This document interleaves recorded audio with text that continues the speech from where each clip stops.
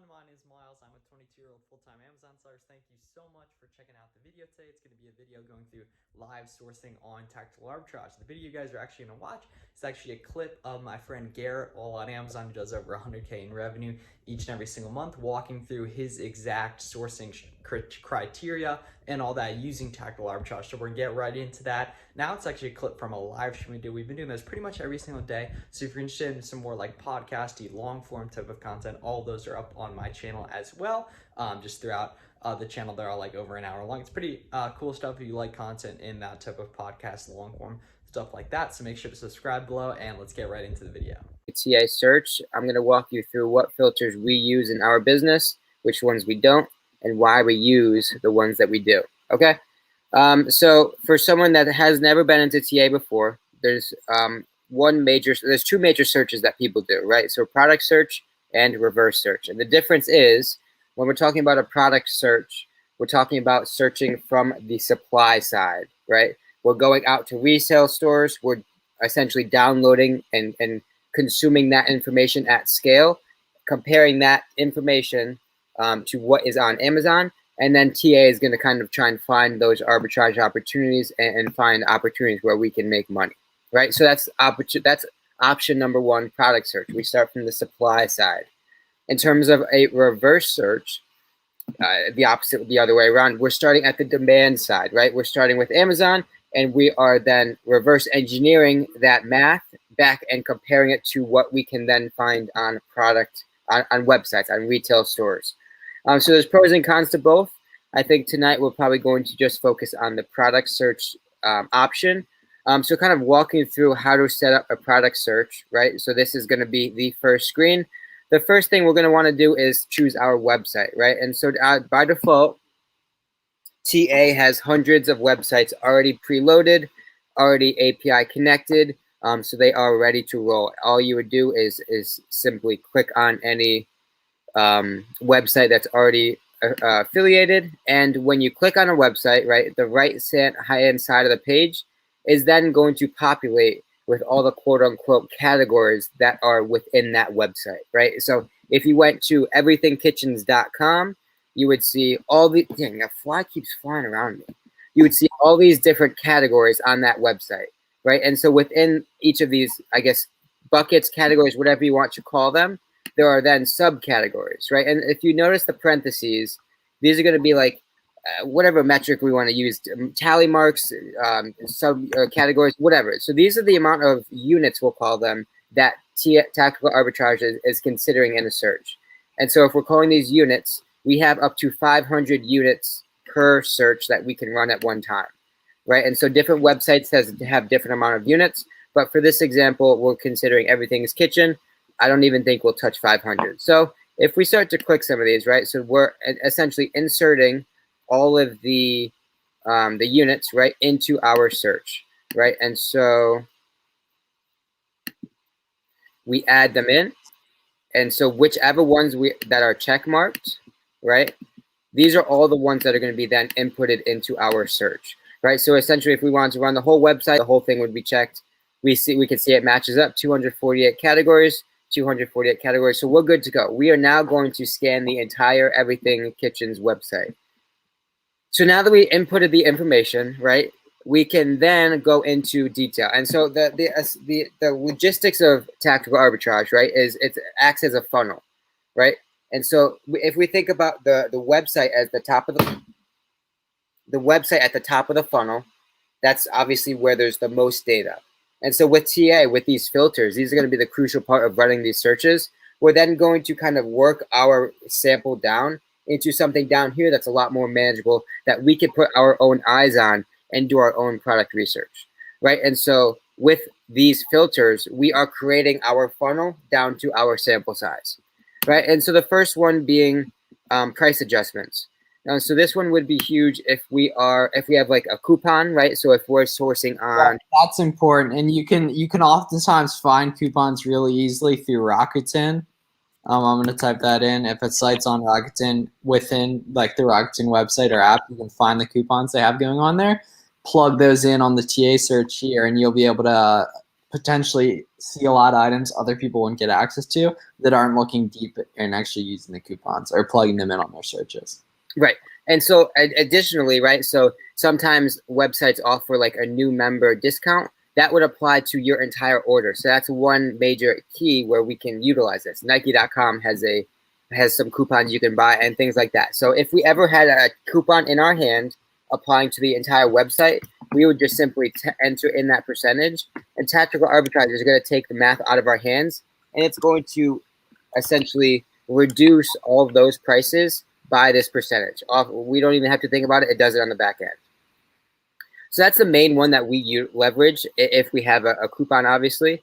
We don't really touch cashback and gift card because when we are sourcing, our Rakuten cashback and credit card cashback, those are kind of like Yeah, we literally said the exact same thing.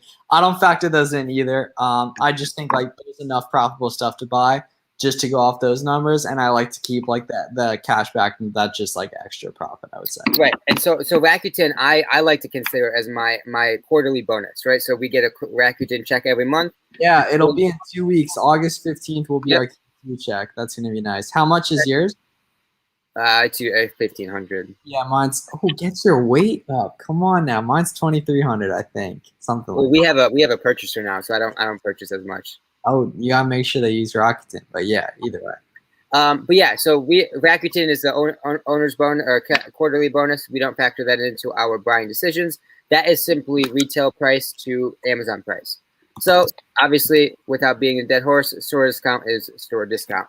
Remove is going to be pretty huge. There's a lot of useful information in here. This is something you'll want to take notes, right? And so obviously I mentioned filtering before, but there's one key point that we want to talk about when we're talking about filtering, right? And so with tactical arbitrage, it's important to under filter rather than over filter. And what I mean by that is when we filter out products with TA, we get rid of them, right? We have no sight of them after they're gone. But we know a lot of products go through cycles, right? So some products oscillate up and down. We want to be able to catch any product that's in a down spell. We want to catch any product that is potentially, $5 down from what it usually is. We want to be able to catch those in our search and still account for those, right? So we want to under filter, meaning set our boundaries, our thresholds lower than our business model to catch anything that is kind of below norm. We still want to look at those, right? So when we're talking about remove if estimated sales is less than, I'm going to put 20. Theoretically, our threshold for what we can sell per month is 30, but we're going to go with 20 just as I was alluding to. We're going to under filter rather than over filter. This one's a big one. Remove if the number of sellers is less than 2. And this is huge because we always, if you've been selling on Amazon for quite some time, you've heard about IP complaints quite often, right? That's going to be huge. It's going to be one of the account health metrics that, that Amazon is really anal about, right? So we want to avoid IP complaints at all costs. One way to do that is to not look at listings that have either 1 or 2 sellers on them, right? If a listing has 1 seller on it, 9 times out of 10, it's a private label product and we got no time for it, right? Typically, they're selling their own brand. They don't want anyone else on that brand. That's fine. They can do them, but we're not going to try and mess with that, and we're not going to risk our account health. 2 sellers is similar to that situation with 1 seller, right? 2 sellers, oftentimes that second one's a bozo. They're about to get kicked off. We don't want to be a bozo with that second seller, right? 1 or 2 sellers, I got no time for it. 9 times out of 10, if it's 1 or 2 sellers, that is going to be private label potential. Not necessarily, but most times it will be. 3 sellers or more, I'm going to take my chances, right? I'm going to at least look at it. If there's 3 sellers, 4 sellers, 5 sellers, chances are if 3 people are purchasing it profitably and consistently, there's a good chance that I can also as well purchase that product somewhere and make that same sort of money, right? So we're cool with 3, we're cool with 4, we're cool with 5 plus. To 1 and 2, we don't want to look at, and so we're going to filter those out. Moving down, we filter out anything that Amazon is currently in stock at, right? So we don't compete with Amazon. It's Amazon's marketplace. Amazon, oftentimes, if they are in stock, they're going to own the buy box, right? So we don't care if they are if they're in stock because we don't mess with them. We don't compete with them. We take our chances elsewhere. There's enough profit to be made elsewhere on Amazon that we don't want to, waste time competing with Amazon because it's a losing battle. They control the market. They can do what they want. Oftentimes, when you're looking at a product with Amazon listing, it's going to be flatlined, right? Amazon's going to own that buy box 100%. So we're going to take our time and money elsewhere. So this filters out anything that Amazon is currently in stock. The reason why we're okay with this, though, is because I have a schedule of how my TA searches are running. We have a team running our searches for us. And so if Amazon is ever out of stock on those same products, we're gonna pick them up, right? We're just looking at point-in-time data where Amazon is currently in stock. If they're currently in stock, I don't have time for it. If they're out of stock, then we'll talk about it. Moving on, this is one that's going to be huge with sort of grocery and topical specifically. And I talk about this a lot, so if you've been following me for some time, you've definitely heard me talk about this.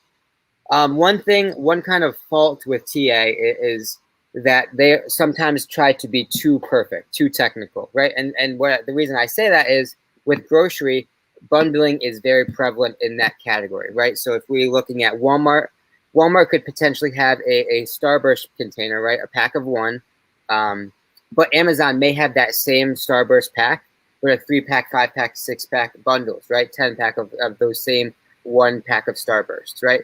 And so what TA does is it matches up the picture and the UPC, and it's gonna bring that back as a false positive because it found something that it leverages in both listings, right? But we don't want to see that because we're going to be scrolling down, and I'm going to show you how we look through products after this. But we're going to be scrolling down quickly. We're going to see a 1,000% ROI or a 2,000% ROI. We're going to get excited. We're going to look. We're going to click into the listing. Then we're going to see that it's a bundle. The quantities don't match up, and then it's disappointing, right? So we don't mess with that. As we just don't want to waste our time dealing with that sort of thing, right? So that's another one where we just are simply ignoring. And we're just going to continue moving on. So, but that comes into play a lot of times with grocery because obviously grocery is most prevalently bundled. So I got to finish my point. So the point of that is we're going to filter out words like pack.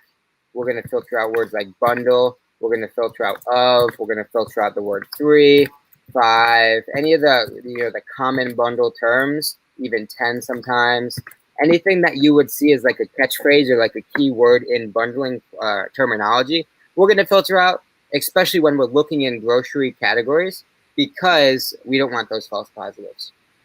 And last but not least, I keep talking about underfiltering. We're going to underfilter the difference in price, right? So we're going to use 1.5 as a differentiation, as in the Amazon buy box is 1.5 times what the retail price is. We're not going to make money when the Amazon buy box is 1.5 times the buy box. But we want to underfilter rather than overfilter, so we can put eyes on what is potentially in a down spell and acknowledge that the norm of that product is typically somewhere that it's not currently. So 1.5 is a good underfilter value that we could acknowledge.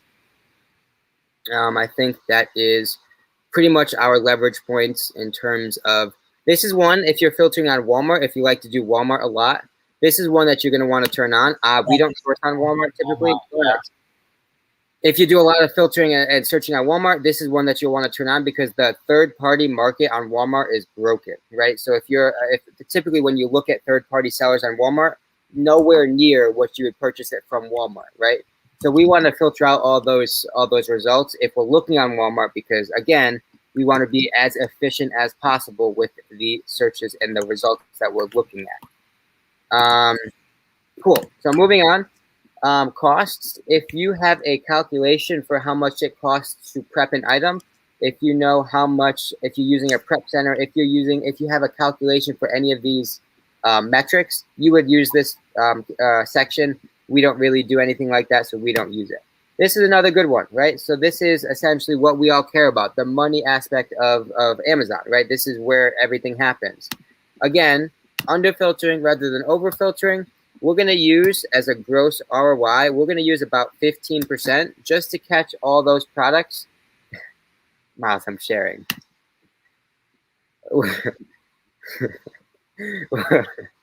We're going to use 15 as an under filter just to catch all those down spell products But again, we're interested in a lot higher than 15. And again, we're going to use $2 here, but we're interested in making, you know, a little bit more than $2 with our margins. And so this is it. This is how we run our searches for the most part. This is kind of our general guidelines. There are some niches that we kind of teeter one way or another, but this is generally speaking the key ones that we're going to leverage. And again, they are hundreds of websites that you can search, right? So I would advise you to leverage as many as possible. Don't go to the Target, don't go to the Walmart and do what everyone else is doing, right? We want to kind of diversify what we're doing because that will provide the best results. So if we're gonna, I'll walk through how I go through the results, right? So I don't actually run the searches. We have people do it for us, but this is how we would do it. Oh, got you. Search manager. You just hit it and then bang. All right, that was a dude. That was a great overview. Thank you for that. I was gonna show them how I go through the results. Yeah, keep it rolling then. Oh yeah, so you're searching on a ton of different sites. Yeah. So and so this is really the grand finale, right? So this is going to be its own video by itself. I'm definitely clipping this whole thing and making it its own video. But so this is so we ran the searches, right? Here we go. This is what you come to see, man. This is good stuff. Are we still live? Yes. Oh, why? Okay, so we ran the search, right? And so with TA, we can run up to 7 searches at a time. So I would advise to leverage all those 7 if you really have either time or the outsourcing capability to do so, right? There's 7 searches that can be run at once. Use them.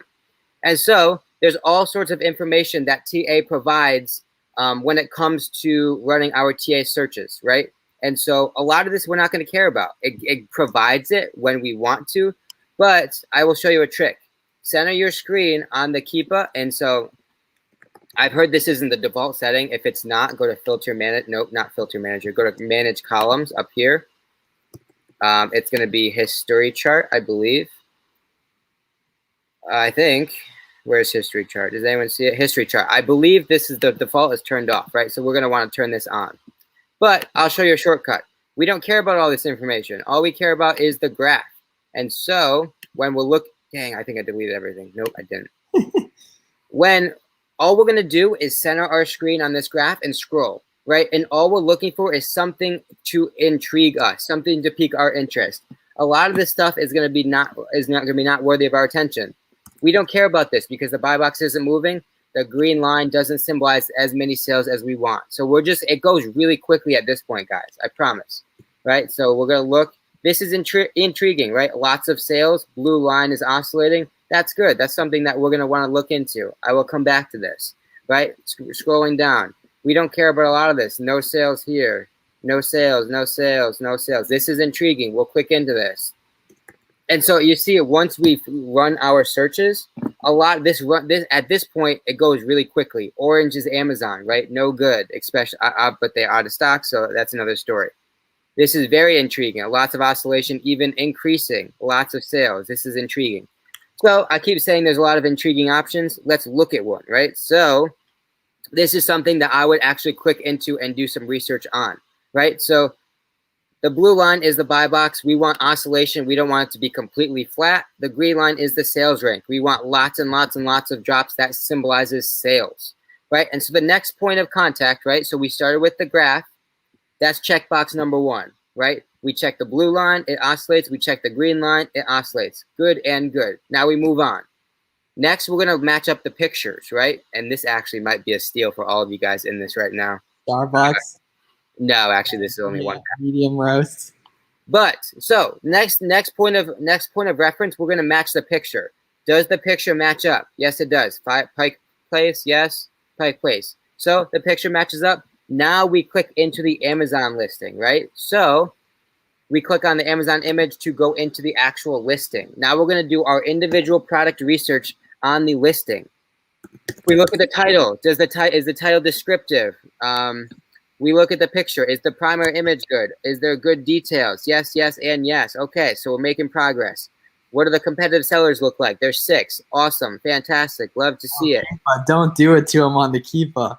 I know we already kind of looked at it in the TA. Now we go to the Keepa, right? So this is really what makes the money as we look at the Keepa and we kind of make our decision. It doesn't get much better than this, guys, right? So all these triangles, this pink line, this is buy box. This is lots and lots and lots of sales. This is good stuff. The green line is sales rank, right? The sales rank symbolizes sales. Every drop is one sale. So this keeper, assuming we can get it at a profitable price, and you got the heck? You guys might actually be in luck. This might be a winner for all you guys in this chat right now. But buy box is good. Sales rank is good. There might be some IP complaint potential, but Starbucks, I really haven't heard of much. So I would probably take a risk. Yeah, I've heard of people having success selling Starbucks, like tumblers and stuff, especially. Right.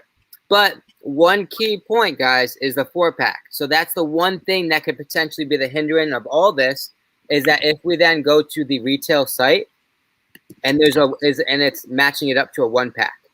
So it's Target. We see Target's the source. This little, I don't even know, a Y, I guess, the Y button. We'll call it a Y button. We click on it. That brings us to the source site. Now we can do the math. One box is 8 packets, right? And so now we can do some quick math. If we find a price, and so this probably isn't going to be profitable because it was comparing it to a 1-pack rather than a 4-pack. But you get the process. The process is what is actually key right here, guys.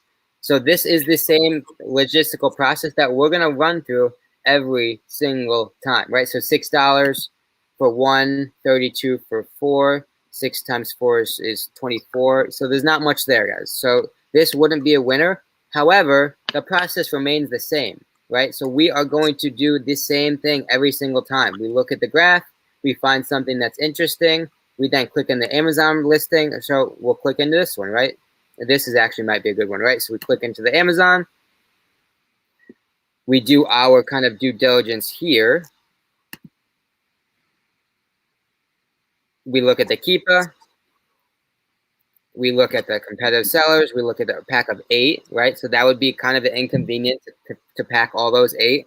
But if there's money involved, I'm not going to discount it, right? And so I think this keep is actually going to be really good as well, right? So this actually, the past 4 months is solid. We aren't going to see much better, right?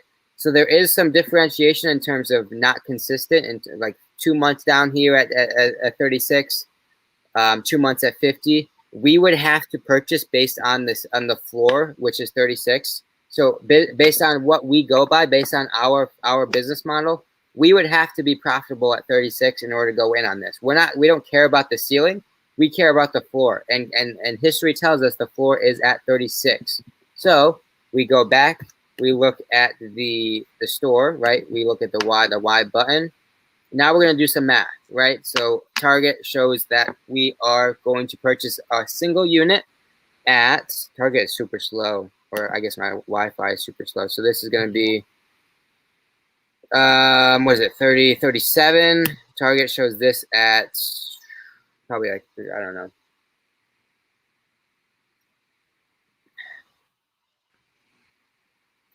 Oh, all right. So I found a winner for you guys. Whoever's in this, go wild, right? So 3 times 8, I think it's an 8-pack.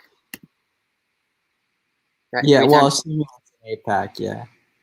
Oh, so okay, so it's profitable at the ceiling, right? 50. You'd make a lot of money at 50, but again, to mitigate risk, we're concerned with the floor. So this again is not something that we would go in on, but if you're willing to take a chance and assume the ceiling, until Target bans you. Facts. Hate to see that. But we just went through the process twice, guys. I mean, the process remains the same, and that's essentially it, right? And rinse and repeat. Keep going down the chart, find something interesting, click into the Amazon listing, do your due diligence, compare it to the retail site, do the math. If the profit's there, then game on. If it's not, go back to the drawing board. And that, my friends, is tactical arbitrage. All right. Hope you enjoyed the video, and thanks a lot to Garrett for doing that little walkthrough for us on the live stream. Thanks to everyone who tunes into the live stream as well. We really enjoy doing those. We're doing them for a while, pretty much every night around 8 p.m. Eastern time. You can see all the replays on my channel as well. But yeah, thank you guys so much for watching. Let me know what other videos you guys want to see, and make sure to subscribe below.